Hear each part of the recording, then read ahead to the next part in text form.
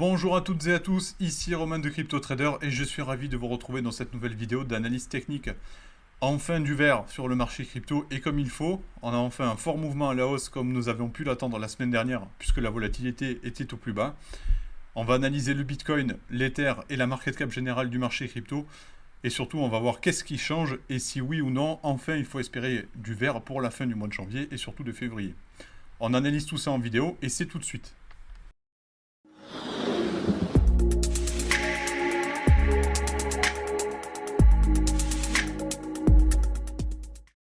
Et donc, comme je vous le disais en introduction, je vous propose d'attaquer par le Bitcoin en vue hebdomadaire que vous avez à l'écran. Le Bitcoin, la semaine dernière, a fait preuve enfin d'un fort rebond et surtout d'une grande mèche verte qui permet maintenant de clôturer au-dessus de la Kijun hebdomadaire. On a fait beaucoup mieux que ce que j'attendais et ce que je vous disais la semaine dernière, puisque en plus de casser la Tenkan hebdomadaire, on a cassé la Kijun. Il faut quand même confirmer cette semaine en clôturant au-dessus du niveau des 20 400 $. Pour l'instant, c'est bien parti, puisqu'on a quand même une certaine solidité. On a un range de court terme, même intraday, qui est en train de se former.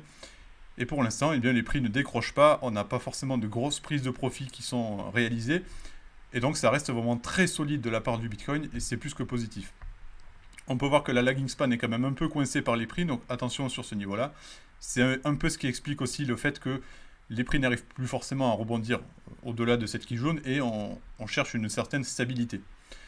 En appliquant un ratio de Fibonacci du plus haut jusqu'au point bas ici de la fin d'année dernière, on obtient comme première résistance vraiment de moyen terme les 27 421 $. C'est adossé ici, comme on peut le voir, au bas du nuage. Avant tout, je note quand même ici cette résistance à 24 000 $. C'est un plat de Kijun qui, à mon avis, va jouer quand même une certaine résistance si les prix continuent de pousser en ce sens. Voilà, mais pour moi, le principal, vraiment, la zone principale à surveiller sera ce bas de nuage hebdomadaire. Et oui, la semaine dernière, on parlait du bas de nuage journalier, cette fois-ci, c'est hebdomadaire. Mais c'est bien parce que ça montre qu'on a des cibles qui commencent à évoluer à la hausse, et ça, c'est plus que positif. On note également le RSI qui repasse légèrement au-dessus des 50, mais c'est quand même un certain point fort, puisque le RSI montre qu'on redevient quand même assez neutre, et on n'est plus vraiment dans cette zone de vente ici, aux alentours des 30. Allez, on enchaîne avec la vue journalière que vous avez ici à l'écran. La vue journalière, elle est tout aussi positive, puisque je vous disais la semaine dernière, on était collé à ce nuage, et cette fois-ci, avec l'accélération qu'il y a eu en milieu de semaine, ça a permis de décoller et de casser beaucoup d'objectifs à la fois. On a eu tout d'abord donc le plat de Kijun ici qui a été enfoncé, le nuage ici qui a joué le rôle de résistance, mais que pour très peu de temps, puisque finalement les prix à partir de jeudi, dans la nuit de jeudi à vendredi, ont enfoncé ce nuage et sont venus casser en plus de cela la trendline ici que j'avais dessinée, la trendline descendante que j'avais dessinée et qui pour moi m'inquiétait. Apparemment ça n'a pas forcément inquiété les acheteurs, hein, vraiment qui ont tout enfoncé, qui ont cassé absolument tout à la fois. On peut dire qu'on a eu un gros mouvement à la hausse, qu'on a eu beaucoup de liquidation de la part des positions short. C'est normal puisqu'on avait quand même un gros turnover au-dessus de ce nuage journalier. Et les 18 500 $ étaient vraiment une zone clé surveillée par beaucoup d'investisseurs. Donc le fait de casser ce niveau-là est plus que positif, puisque ça redonne quand même des couleurs vertes au Bitcoin, et ça c'est quand même bien. Le support court terme, vous l'avez ici, il est accouplé au support moyen terme que nous avions tout à l'heure. Donc c'est à la fois le plat de SSB ici, et à la fois la Kijun que nous avions sur l'unité temps supérieure, qui était l'unité temps hebdomadaire. Donc voilà, on a quand même un support qui est assez conséquent. Attention à ne pas l'enfoncer, puisque cela donnerait un retracement beaucoup plus important vers à la fois la Tenkan ici, la Tenkan journalière, mais également le retracement de Fibonacci, que vous avez les 38,2% à 19 435 $. Au-delà, on aura le retracement de Fibonacci, comme on peut le décomposer avec les 50 et 61,8%. Ce sont des zones théoriques clés quand même qu'il faudra surveiller si les prix viennent vraiment à casser ce niveau de court terme ici. Mais toutefois, si on reste dans un range, eh bien, ça reste quand même très positif. Notez le RSI qui lui est vraiment en surchauffe. On a atteint un plus haut vraiment avec le RSI puisqu'on allait non loin des 91, ce qui est vraiment énorme et donc ce qui montre qu'on a quand même une grosse force qui s'est dessinée. Pour l'instant, il ne donne aucun signal de retracement puisque celui-ci reste dans la zone de survente. Toutefois, une sortie par le bas de cette zone sera quand même un gros signal d'alarme et à mon avis une opportunité de pouvoir aller retourner sur le niveau ici de la Tenkan journalière. Allez, je vous propose d'enchaîner tout de suite avec l'Ether que vous avez en vue hebdomadaire. Donc l'Ether, c'est un peu la même chose que le Bitcoin, comme ces dernières semaines.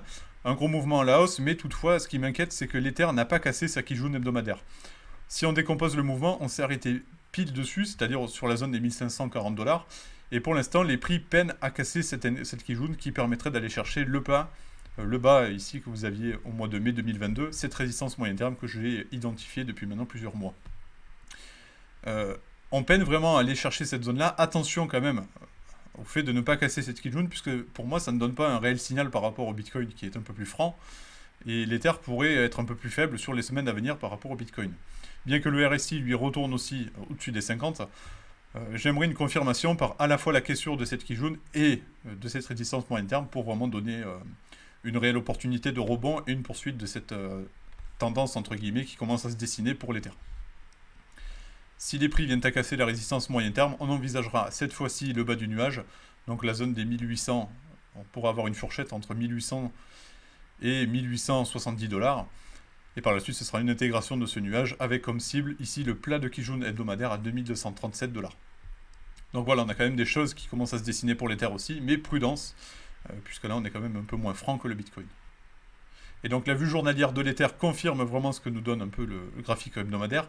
Une accélération haussière, une sortie par le haut de ce nuage, donc un retour dans la tendance positive pour l'Ether.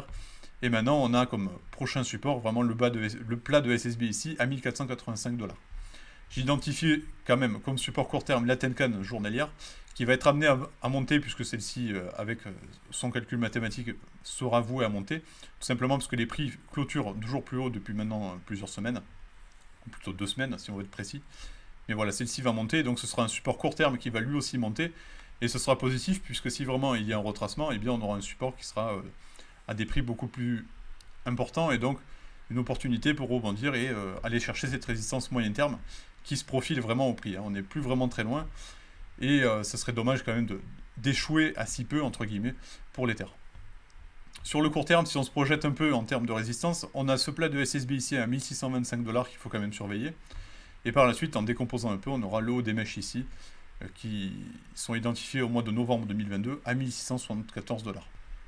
Côté RSI, c'est un peu la même chose que pour le Bitcoin, on a quelque chose qui en surchauffe, et donc attention, on pourrait avoir le scénario envisageable et le scénario le plus positif que nous pourrions avoir, c'est un range vraiment de plusieurs jours, semaines, qui permettrait vraiment de dégonfler le RSI pour nous permettre d'aller beaucoup plus haut. Donc voilà, c'est un scénario que je privilégie puisque c'est le plus haussier pour moi. Un scénario de retracement est forcément quelque chose d'un peu plus négatif, et ça permettrait là aussi de dégonfler l'indicateur, mais pour moi un range serait vraiment solide et montrerait que les investisseurs tiennent bon sur ces niveaux et qu'on veut vraiment aller plus haut. Allez, pour terminer, zoom sur la market cap, donc la market cap globale qui englobe le Bitcoin, l'Ether et tous les autres altcoins du marché crypto. Ça permet quand même de nuancer l'action qui s'est passée la semaine dernière, puisque tout simplement, nous sommes bloqués par le plat de Kijun ici hebdomadaire, et pour l'instant, ça ne passe pas. Donc pour l'instant, ce qu'on a en termes de market cap global, c'est juste un rebond dans un range de moyen terme, et tout simplement pas de signal concret de la part du marché crypto. Ce que j'aimerais comme réel signal, ce serait une cassure ici de ce niveau que vous avez en pointillé blanc, pour aller chercher le bas du nuage ici, et là ça permettrait vraiment de libérer à la hausse les prix, et ça veut vraiment dire que le Bitcoin sera apte à aller chercher les résistances que je vous ai données tout à l'heure, non pas sur le court terme, mais sur le moyen terme, et donc on aurait quelque chose de beaucoup plus positif. Donc voilà, je voulais vous montrer ça dans cette vidéo, puisque ça montre quand même qu'on a eu un rebond, certes c'est très positif, mais attention, ce n'est pas un bull run qui commence à se dessiner, ce n'est pas quelque chose de haussier sur le moyen terme, voire le long terme qui se dessine. Quelque chose de haussier sur le long terme, ce serait une sortie par le haut de ce nuage, on n'y est pas encore. Donc voilà, prudence quand même, on a un rebond, ça fait plaisir. Mais une cassure de cette résistance sera la confirmation que oui, nous avons quelque chose qui commence à être intéressant. Et donc des prix qui vont être beaucoup plus attractifs, et donc un marché crypto beaucoup plus volatile et actif pour les prochains mois.